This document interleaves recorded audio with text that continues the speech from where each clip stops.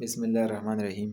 आज का जो हमारा टॉपिक है ये सेल मीडिएटेड इम्यूनिटी और ह्यूमरल इम्यूनिटी के बारे में है कि इनमें क्या डिफरेंस है। तो सेल मीडिएटेड इम्यूनिटी में अगर हम सेल्स के हिसाब से बात करें तो सेल मीडिएटेड इम्यूनिटी में जो है ना टी लिम्फोसाइट्स सेल्स इन्वॉल्व है और ह्यूमरल इम्यूनिटी में बी लिम्फोसाइट्स इन्वॉल्व है।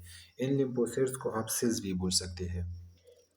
अगर हम ये बात करें कि टी लिम्फोसाइट कौन सी जगह पर प्रोड्यूस होते हैं तो ये बोन मैरो में प्रोड्यूस होते हैं।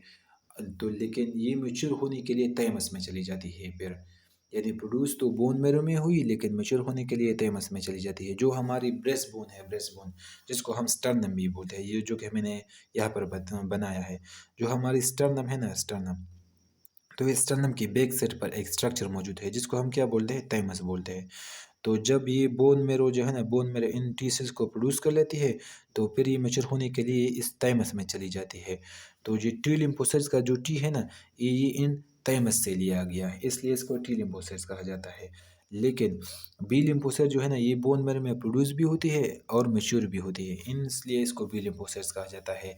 जो बी लिम्फोसाइट का जो बी है ना, ये इस बोन मेरो से लिया गया है, यानी ये बोन मेरो में प्रोड्यूस भी हुई और मैच्योर भी हुई। अगर हम यही बात करें कि सेल मीडिएटेड इम्यूनिटी में कोई एंटीबॉडीज इन्वॉल्व है या टी लिम्फोसाइट एंटीबॉडीज को प्रोड्यूस कर सकते हैं, तो सेल मीडिएटेड इम्यूनिटी में कोई एंटीबॉडीज का प्रोडक्शन इन्वॉल्व नहीं है और न टी लिम्फोसाइट जो है ना, ये एंटीबॉडीज को प्रोड्यूस कर सकते हैं। सिंपली आप ये याद रखना है कि सेल मीडिएटेड इम्यूनिटी में कोई एंटीबॉडीज का रोल नहीं है। लेकिन जो ह्यूमरल इम्यूनिटी है ना, इनमें एंटीबॉडीज का प्रोडक्शन क्या है, इन्वॉल्व है। जो सेल मीडिएटेड इम्यूनिटी है ना, इनमें एक एंटीजन जो है ना, ये एक इन्फेक्टेड सेल जो है ना, इनके सरफेस के ऊपर मौजूद होता है। फर्ज कीजिए ये एक सेल है जो कि इन्फेक्टेड है, तो इन जो इन्फेक्टेड सेल है ना, इसमें ये एंटीजन जो है ना, इस सेल के सरफेस के ऊपर मौजूद होता है। किस मौजूद है, सेल के सरफेस के ऊपर मौजूद होता है।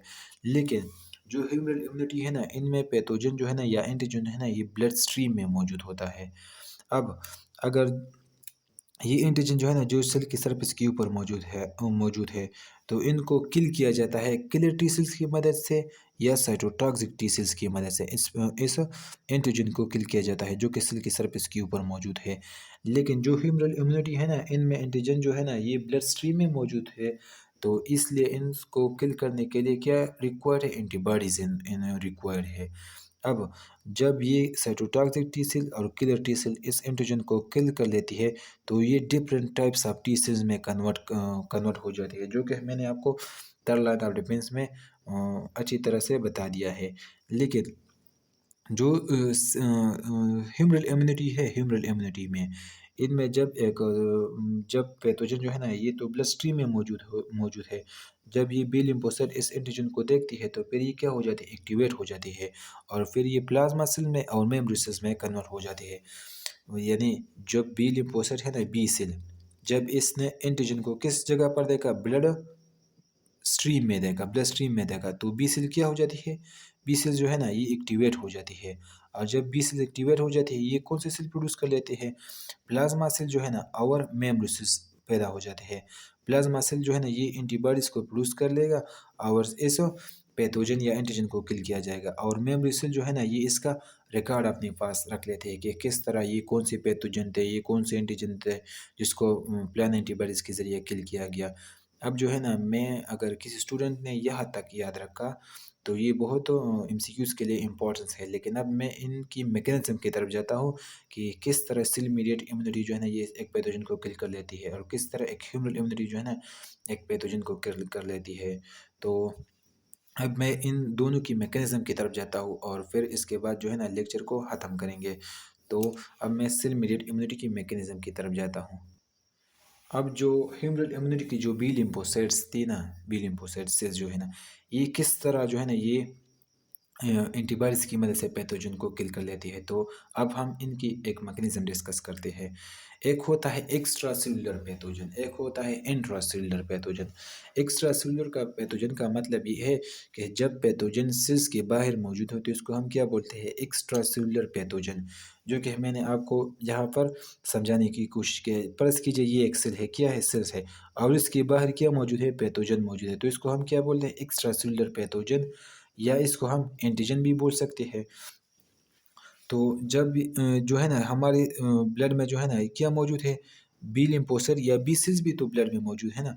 जब ये इसको देखती है, इस पैथोजन को देखती है, इस दुश्मन को देखती है, तो ये जो है ना टी हेल्पर सेल जो है ना इसकी मदद से टी हेल्पर सेल क्या रिलीज़ करेगा? साइटोकाइन्स रिलीज़ करेगा। जब T helper cell cytokines release करेगा तो ये बी लिम्फोसाइट क्या हो जाएगा? ये डिवाइड हो जाएगा प्लाज्मा सेल्स में और मेमोरी सेल्स में। सिंपली आप ये याद याद रखें कि जब पैथोजन जो है ना ब्लड स्ट्रीम में मौजूद हो, तो बी सेल जो है ना ये इसको देख लेती है, यानी ये दुश्मन को देख लेती है और ये क्या हो जाती है? एक्टिवेट हो जाती है और ये प्लाज्मा सेल्स में और मेमोरी सेल्स में कन्वर्ट हो जाती है। किन की मदद से? टी हेल्पर की मदद से। किन की मदद से? टी हेल्पर की मदद से। तो जो प्लाज्मा सेल्स है ना ये एंटीबॉडीज़ प्रोड्यूस कर लेते हैं और फिर इनको इस पैथोजन को किल किया जाता है या एंटीजन को किल किया जाता है। और मेमोरी सेल जो है ना ये इस पैथोजन का रिकॉर्ड अपने पास कर रख लेती है कि ये बैक्टीरिया था, वायरस था, फंजाई था, कौन से माइक्रो ऑर्गेनिज्म था और इनको कौन से एंटीबॉडीज़ की मदद से किल किया गया है। तो ये एक ऐसी इम्यूनिटी हो गई जिसमें एंटीबॉडीज़ का रोल आ गया ना, एंटीबॉडीज़ भी आ गई और तो इसलिए इसलिए इनको एंटीबॉडीज़ मीडिएटेड इम्यूनिटी या ह्यूमरल इम्यूनिटी भी इसको बोला जाता है। यानी अगर इस एमसीक्यूज़ भी इस पर इस तरह भी आ सकता है कि जो ह्यूमरल इम्यूनिटी है ना, ये कौन से एंटीजन के खिलाफ इफ़ेक्टिव है? तो ये एक्स्ट्रा सेलुलर पैथोजन के खिलाफ, यानी जब पैथोजन जो है ना, ये सेल्स के बाहर मौजूद हो। और इस तरह भी आ सकती है कि जब एक पैथोजन जो है ना, ये ब्लड स्ट्रीम में मौजूद हो, तो इस सूरत हाल में कौन सी इम्यूनिटी एक्टिव हो जाती है? तो इसमें जो ह्यूमरल इम्यूनिटी है ना, ये एक्टिव हो जाती है। अब जो है ना मैं जो है ना, ये टी लिम्फोसाइट या सेल मीडिएटेड इम्यूनिटी किस तरह वर्क कर लेते हैं, इसकी तरफ जाता हूँ। जिस तरह मैंने आपको पहले ही बता दिया, जो टी सेल्स है ना ये बोन मैरो में प्रोड्यूस होती है, लेकिन मैच्योर होने के लिए टाइमस में चली जाती है। इसलिए इसको क्या बोलते हैं? टी सेल्स बोलते हैं। तो मैंने आपको जो है ना सेकंड लाइन ऑफ डिफेंस में एंटीजन प्रेजेंटिंग सेल्स के बारे में बता दिया था। तो जो हमारे पास एंटीजन प्रेजेंटिंग सेल है ना, एंटीजन प्रेजेंटिंग सेल वो सेल होते हैं जो जो क्या कर लेते हैं? एंटीजन को रिप्रेजेंट कर लेते हैं। जो कि मैक्रोफेज और जेनेटिक सेल जो है ना ये एंटीजन प्रेजेंटिंग सेल है। तो जो हमारे जिस्म के अंदर जो एंटीजन प्रेजेंटिंग सेल है ना, ये क्या है? ये एक सिग्नल है जिनकी मदद से जो टी सेल्स जो है ना ये एक्टिवेट हो जाती है। जब टी सेल्स एक्टिवेट हो जाती है तो ये कौन से साइटोकाइन जो टी हेल्पर सेल्स है ना, इनकी मदद से ये जो है ना माइक्रोफेज में कन्वर्ट हो जाती है और किस में कन्वर्ट हो जाती है? साइटोटॉक्सिक टी सेल्स में। यानी जो एंटीजन प्रेजेंटिंग सेल है ना, ये तो ऑलरेडी हमारे जिस्म के अंदर मौजूद है। तो जब ये टी सेल्स इनको देख लेते हैं तो ये एक्टिवेट हो जाती है और ये कौन सी सेल में कन्वर्ट हो जाती है? मैक्रोफेज में कन्वर्ट हो जाती है और साइटोटॉक्सिक टी सेल में कन्वर्ट हो जाती है। तो साइटोटॉक्सिक टी सेल जो है ना, ये साइटोटॉक्सिक टी सेल्स मैंने बनाया है। तो साइटोटॉक्सिक टी सेल जो है ना, जो सेल्स इन्फेक्टेड सेल है या टारगेटेड सेल है या जो इन्फेक्टेड सेल है या पैथोजन से इन्फेक्टेड सेल है, इनमें पैथोजन जो है ना इन मैंने अंदर बना दिया है।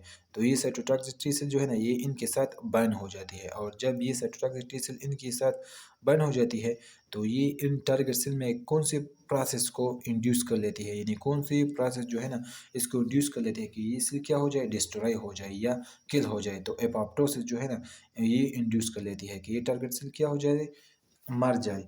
तो एमसीक्यू इस पर इसी तरह आ सकता है कि जो सेल मीडिएटेड इम्यूनिटी है ना ये कौन सी पैथोजन के खिलाफ एक्टिव है? तो जब एक पैथोजन सेल्स के अंदर मौजूद है ना, तो सेल मीडिएटेड इम्यूनिटी क्या हो जाती है? एक्टिवेट हो जाती है। लेकिन जब एक पैथोजन सेल्स के बाहर मौजूद हो ना, तो कौन सी इम्यूनिटी एक्टिव हो जाती है? ह्यूमरल इम्यूनिटी एक्टिव हो जाती है। तो आप देख सकते हैं कि जो सेल मीडिएटेड इम्यूनिटी में मैंने इसमें एंटीबॉडीज़ का कोई ज़िक्र नहीं किया। तो वो इम्यूनिटी है जिसमें एंटीबॉडीज़ इन्वॉल्व नहीं है, जिनमें एंटीबॉडीज़ का कोई रोल नहीं है, इनको हम क्या बोलते हैं? सेल मीडिएटेड इम्यूनिटी भी बोलते हैं। और सेलुलर इम्यूनिटी भी इसको बोला जाता है, इसलिए बोला जाता है क्योंकि ये एक सेलुलर लेवल के हिसाब से है। यानी इनमें एक सेल आई साइटोटॉक्सिक टी सेल और इसने टारगेट सेल को क्या किया? किल कर लिया। तो ये जो है ना ये सेल मीडिएटेड इम्यूनिटी है। तो आई होप ये तो बहुत छोटा-सा लेक्चर था और इसको समझने में आपको बहुत आसानी होगी। जो जब आप सिंपली ये याद रखें कि सेल मीडिएटेड इम्यूनिटी में और ह्यूमरल इम्यूनिटी में क्या डिफ़रेंस है, इनमें कौन-कौन से सेल्स इन्वॉल्व है, कौन से में एंटीबॉडीज़ का प्रोडक्शन हुई है, कौन से में नहीं हुई, कौन से में एंटीजन जो है ना ये ब्लड स्ट्रीम में मौजूद है, कौन से में एंटीजन जो है ना ये इन्फेक्टेड सेल्स के ऊपर मौजूद है। और जो मैंने आपको जो मैकेनिज़्म बता दिया, जो ह्यूमरल इम्यूनिटी और सेल मीडिएटेड इम्यूनिटी की जो मैकेनिज्म था, ये भी बहुत आसान था, जो कि मैंने थर्ड लाइन ऑफ डिफेंस में भी इसी तरह इन्हीं पेजों की मदद से आपको समझाने की कोशिश की है। और सेल मीडिएटेड इम्यूनिटी और ह्यूमरल इम्यूनिटी में दोबारा मैंने आपको समझाने की कोशिश की है।